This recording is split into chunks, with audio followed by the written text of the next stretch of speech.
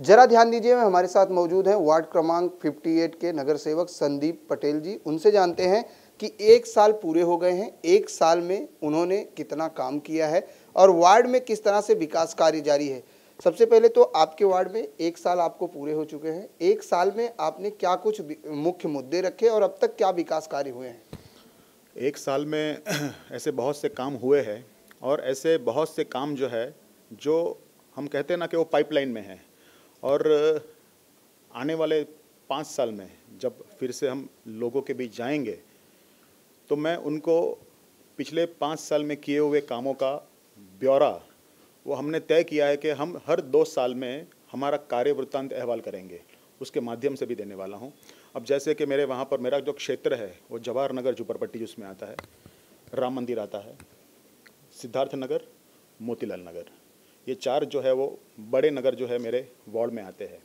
और जिस दिन मैं चुन के आया और जब मैंने कॉरपोरेशन की पहली मीटिंग अटेंड की, तब मुझे महसूस हुआ कि ऐसी बहुत सी समस्याएं जो है वो अगर ये मंच पर हम उठाएंगे और ये मंच पर जब अधिकारी आपको सुनेंगे तो बहुत अच्छे से जो है आप अपना काम करवा सकोगे। मेरे वहाँ पर राम मंदिर में अगर आप जाओगे तो देखो, वहाँ पर देखोगे कि वहाँ पर मुनालताई फ्लाईओवर था, मुनालताई गोरे फ्लाईओवर।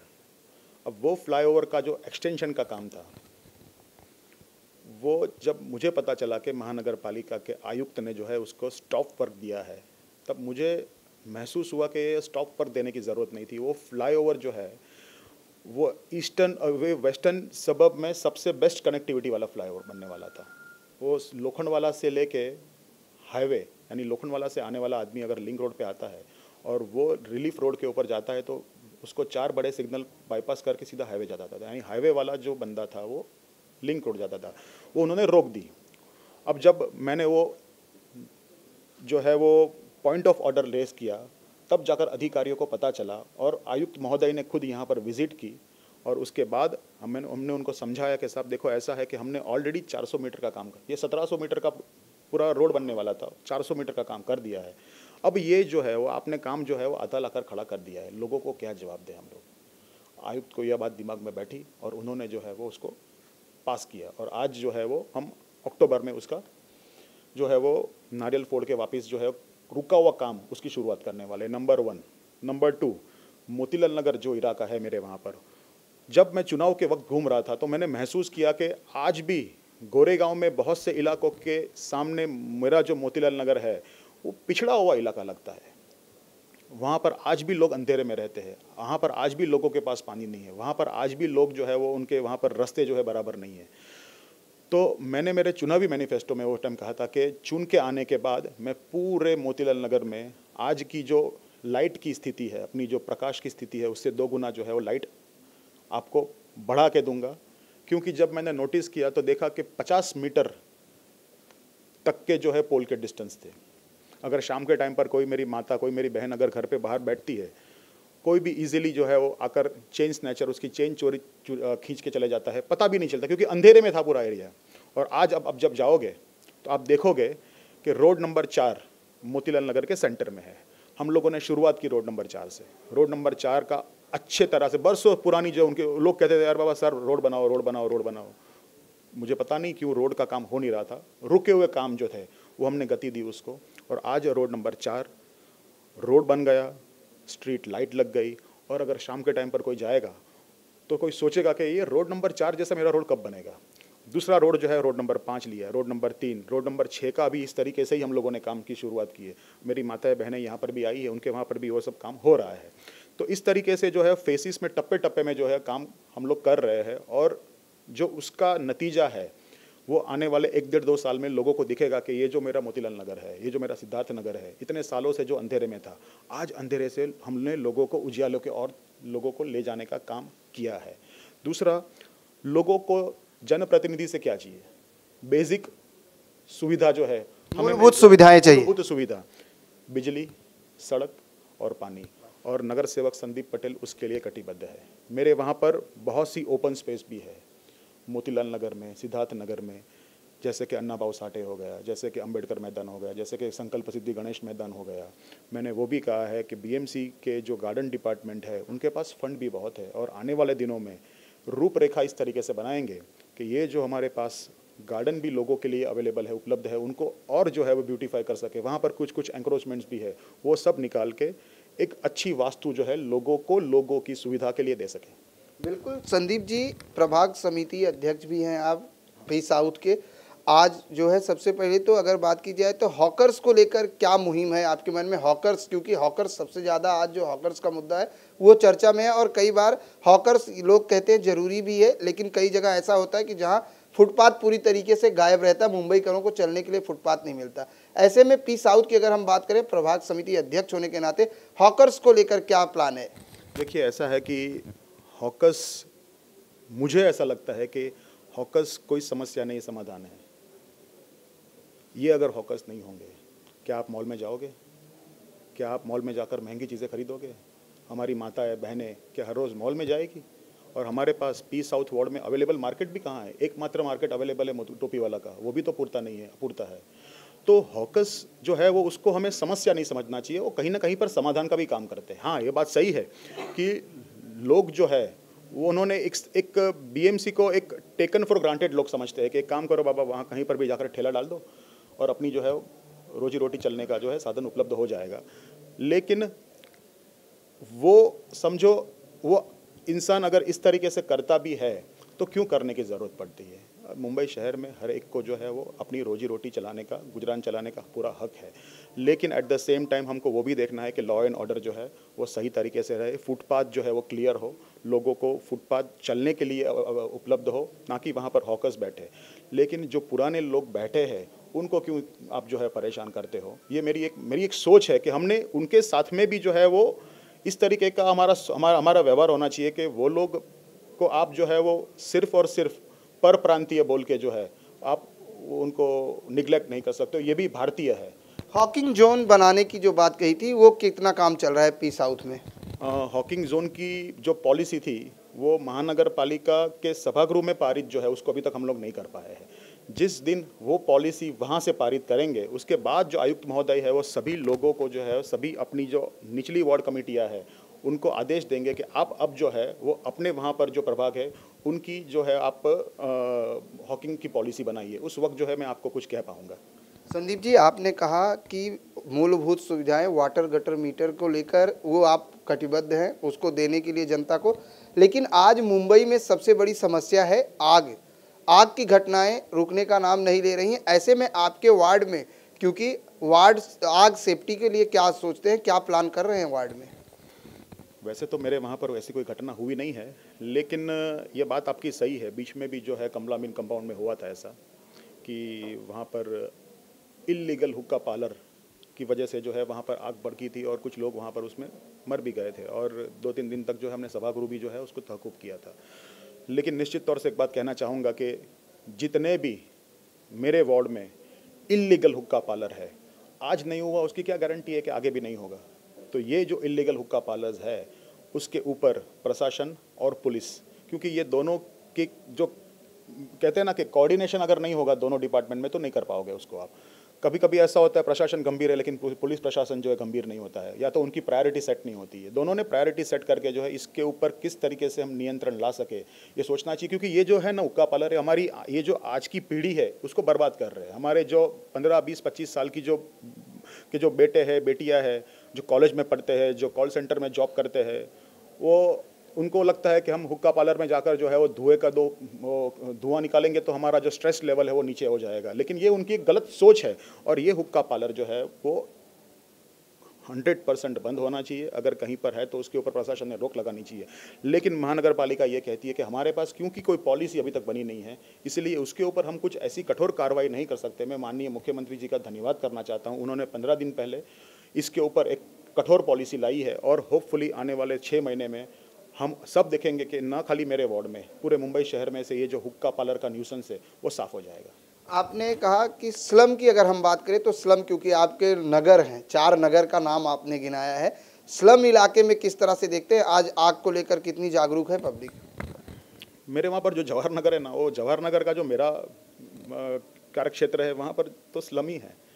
तो अब बीच में 2 दिन पहले भी मैं, क्योंकि पानी कम था, आ रहा था कुछ दिनों से, तो मैं सुबह 4 साढ़े 4 बजे मैं वहाँ पर गया भी था अधिकारियों को लेके, और मैंने वहाँ पर जाकर विज़िट भी की थी और वहाँ के लोगों की हाल भी मैंने उनको सुनाए थे, और उसके ऊपर फिर हम लोगों ने कुछ ऐसे स्टेप्स लिए हैं। शायद 1-2 दिन में पानी का प्रेशर भी इम्प्रूव हुआ है।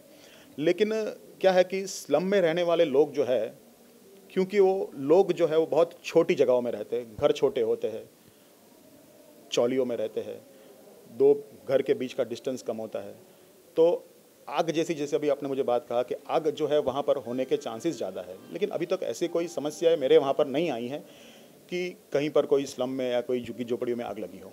हाथ से कभी बोल के नहीं आते, क्योंकि कल ऐसे ही मुंबई के एक सांता क्रूज इलाके में आग लगी है, ऐसे स्लम में लगी जहां एक आदमी की डेथ हो गई है, एक घायल है। इस तरीके से आपको नहीं लगता कि सभी नगर सेवकों को अपने वार्ड में कहीं ना कहीं आग को लेकर जागरूकता अभियान चलानी चाहिए, आग को लेकर कोई ऐसी मुहिम छेड़नी चाहिए? चलानी चाहिए, बिल्कुल चलानी। जैसे आपने कहा कि आग हाथ से जो है बोल के नहीं आते।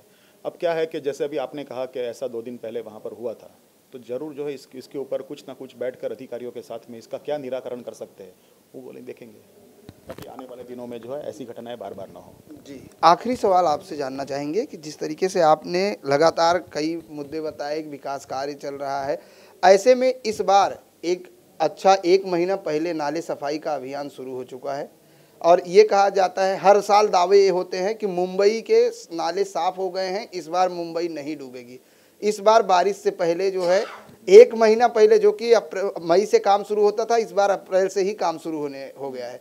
क्या लगता है इस बार मुंबई करो को बारिश से निजात मिलेगा, पानी से? हर बार जैसे अभी आपने कहा ना कि हम जो है वो 1 महीना पहले जो है नाले सफाई का काम करते हैं। हर साल जो है हम हमारी गलतियों में से सीखते हैं, इसलिए इस बार जो है हम लोगों ने अप्रैल महीने से ही उसकी शुरुआत कर दी है। और मैं खुद भी जो है नाले सफाई के जहाँ जहाँ पर क्योंकि मेरे वहाँ पर वालभाट रिवर आती है, ओशिवरा रिवर आती है, मेरे वहाँ पर मोतीलाल नगर का बहुत बड़ा नाला है वो आता है, हर जगह पर काम की शुरुआत हो चुकी है। मैं खुद वहाँ पर जाता हूँ, मैं खड़े रहता हूँ वहाँ पर, काम का जो देखता हूँ मैं बराबर काम हो रहा है कि नहीं हो रहा है। और जैसे मैंने आपको कहा कि कुछ चीज़ें ऐसी है जो हम हमारी गलतियों में से सीखते हैं, यानी महानगर पालिका ने पिछले साल कुछ गलतियां की होगी, जैसे आपने कहा कि पूरी तरह नाला साफ़ नहीं होता है, तो इस बार जो है 2 महीने पहले ही हम लोगों ने जो है नाले सफाई का काम शुरुआत कर दिया है। होपफुली इस बार जो है मुंबई नहीं डूबेगी, क्योंकि हर साल ये कहा जाता है कि नाला साफ हो गया है, बाद में होता है कॉन्ट्रैक्टर सही से सफाई नहीं किया, कहीं भ्रष्टाचार सामने उजागर की जाती है, विपक्षी भ्रष्टाचार लेकर आते हैं, और अगर बीएमसी की बात करें तो करोड़ों रुपए का बजट पास हो जाता है और सफाई के नाम पर काम भी हो जाता है, जबकि 60% पहले होता है, 20% जो है बारिश के दौरान और 20% उसके बाद होता है, फिर भी मुंबई डूबने से बाज नहीं आती है। क्या लगता है इस बार पोल खुलेगी या लोगों को राहत मिलेगी? इस बार राहत मिलेगी। इस बार मैंने कहा ना कि गलतियों से सीखता है इंसान। इस बार जो है हम लोगों ने 2 महीने पहले उसकी शुरुआत कर दी, और नाले सफाई का जो स्टेटस है वो शायद अगर आप हेड ऑफिस में जाएंगे और आयुक्त महोदय से पूछोगे तो आपको इस बार जो है अच्छा पॉजिटिव उत्तर देंगे कि हाँ हम लोग जो है अभी, चूँकि अभी अपने पास और 20-22-25 दिन है बारिश को आने में, अभी आज हमारी जो स्थिति है वो काफ़ी बेटर है कि इस बार अच्छे से नाले सफाई हो रहे हैं अभी भी। सफाई को लेकर स्वच्छ भारत अभियान का कितना असर है आपके वार्ड में? बिल्कुल, सफाई को लेकर जो है हमारे वार्ड में, न केवल मेरे वार्ड में, पूरे गोरेगांव में मैं तो कहूँगा कि लोगों के अंदर जब से माननीय प्रधानमंत्री नरेंद्र मोदी जी ने ये जो नारा दिया है स्वच्छ भारत अभियान, लोगों में एक जागरूकता आई है। एक कहते हैं ना कि नहीं, अगर मेरा समझो मैं मेरा घर स्वच्छ रखता हूँ तो मुझे मेरा नगर भी स्वच्छ रखना चाहिए। और ये जो एक कहते हैं ना कि सेल्फ मोटिवेशन, वो एक सेल्फ मोटिवेशन भी लोगों में आया है, और मैं देख रहा हूँ कि लोग जो है अब सफाई के बारे में बहुत जागरूक हुए हैं।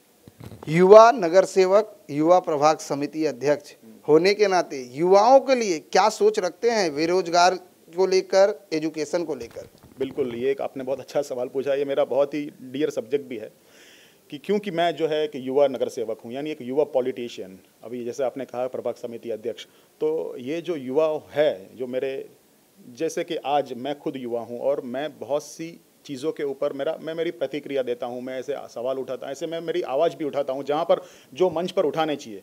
तो मैं एक ही जो है मेरे युवा भाइयों से कहना चाहूँगा कि अब चूँकि ज़माना बदल रहा है, ये जो देश है वो युवाओं का देश है, और आप लोग भी जो है ये देश को सक्षम करने में क्या आप अपना जो है वो दे सकते हो, आप मेरे साथ में जुड़िए।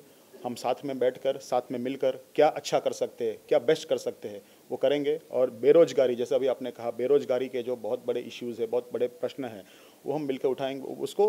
अब समझो कि मैं एक सोच रहा हूँ मेरे वहाँ पर राम मंदिर में एक बेरोजगार मिलावा करने का। उसके ज़रिए क्या होता है कि बहुत सारी कंपनियाँ आती है, बहुत से ऐसे NGOs आते हैं, और जिन जिन लोगों के जैसे जैसे जिन जिन युवाओं के हमारे पास बायोडाटा आते हैं, उनको हम स्क्रूटनाइज करके कौन से विषय में किसकी कितनी रुचि है वो वहाँ पर फॉरवर्ड करते हैं। और उसमें से मेरा ऐसा खुद का एक्सपीरियंस रहा है कि एवरेज 45 से 50% लोगों को है ना अच्छी जॉब मिल जाती है। बिल्कुल अच्छी जॉब मिल जाती है। संदीप जी, अभी आपसे चर्चा हो रही थी तो आपने BMC अस्पतालों का जिक्र किया। आज BMC अस्पतालों में पेशेंट जाने से घबराते हैं, जैसे BMC स्कूल में लोग अपने बच्चे को पढ़ाने से घबराते हैं। लोग कहते हैं इंग्लिश मीडियम में भेजेंगे तो हमारा बच्चा अच्छे से पढ़ेगा। आज BMC अस्पतालों की कंडीशन, क्योंकि आपके वार्ड में सिद्धार्थ हॉस्पिटल आता है जो गोरेगांव का सबसे मेन हॉस्पिटल है, क्या परिस्थिति है? परिस्थिति अच्छी नहीं है। और कल मेरे प्रभाग समिति अध्यक्ष चुनने के बाद कल मैंने पहली प्रभाग समिति की मीटिंग भी बुलाई थी। DMC भी आए थे और मैंने कहा कि DMC जो हेल्थ देखते हैं, आप एक बार उनको सिद्धार्थ हॉस्पिटल की जो हालत है वो देखने के लिए विजिट करवाओ। जब तक ऊपरी अधिकारी आएंगे नहीं, क्योंकि हर महीने में एक बार हमारी दक्षता समिति की मीटिंग होती है, खाली बोमा बोम करते हैं लोग, कुछ उसके ऊपर जो है वो आगे बात बढ़ती नहीं है। इसलिए अब तय किया है कि आने वाले शायद 10-12-15 दिनों में DMC हेल्थ जो देखते हैं उनको बुलाएंगे और उनको बुलाकर देखेंगे कि देखो ये हालत है, इसमें से क्या सुधार कर सकते हैं। एक साल में मुंबई का कितना विकास हुआ है? जी, विकास तो बहुत हुआ है। अब क्या है कि वो विकास जितना हुआ है वो परसेंटेज में बोलना मुश्किल है। अब देखो, एक अच्छी बात मैं आपको ये भी कहूँ कि हमारे मुख्यमंत्री जी ने मुंबई शहर 2034 तक कैसा होगा, विकास अच्छा आराखड़ा जिसको कहते हैं हम लोग, डेवलपमेंट प्लान भी जो है उसको पास कर दिया है। देखो अब आने वाले दिनों में हम बहुत प्रगति करेंगे। धन्यवाद हमसे बात करने के लिए। ये थे संदीप जी, जिन्होंने बताया कि आने वाले समय में मुंबई किस तरह से होगी, ये तो देखने वाली बात होगी। बहरहाल अगर हम बात करें वार्ड क्रमांक 58 की, तो जिस तरीके से इन्होंने दावा किया है कि वार्ड में क्या क्या काम चल रहे हैं उन्होंने जिक्र की।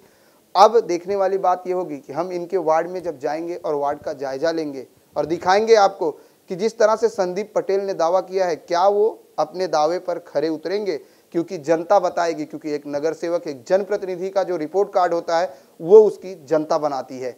लेकिन चलते चलते संदीप जी, एक सवाल छूट रहा है और बड़ा अच्छा सवाल है इस समय। आपने कहा कि आपने अपने जवाहरलाल मोतीलाल नगर में लाइटें लगाई हैं ताकि माँ बहनों के साथ किसी प्रकार की घटना न घटे। आज के अगर समय में बात करें तो सबसे ज़्यादा महिलाओं पर हो रहे अत्याचार से कहीं ना कहीं महिलाएं भयभीत भी हैं। आपको लगता है कि आज महिलाएं सुरक्षित हैं? महिलाएं बिल्कुल सुरक्षित है, महिलाएं सुरक्षित है। और महिलाओं को और सुरक्षा देने के लिए जो नए नए कानून भी बनाने चाहिए वो भी जो हमारी सरकार है वो बना रही है। और ख़ास करके मुंबई जैसे शहर में तो मेरी माता बहन जो है वो बिल्कुल जो है वो भय मुक्त वातावरण में घूम सकती है। महिला सुरक्षित है। धन्यवाद। महिला सुरक्षित है, लेकिन दिखाएंगे आपको वार्ड क्रमांक 58 का रिपोर्ट कार्ड और जानेंगे जनता से संदीप पटेल का रिपोर्ट कार्ड कि किस तरह से जनता संदीप पटेल को अपना रिपोर्ट कार्ड बताती है। क्योंकि रिपोर्ट कार्ड में ही पता चलेगा कि नगर सेवक ने एक साल में कितना विकास कार्य किया है। कैमरामैन सदानंद शेट्टी के साथ प्रदीप शर्मा, IN24 न्यूज़, मुंबई।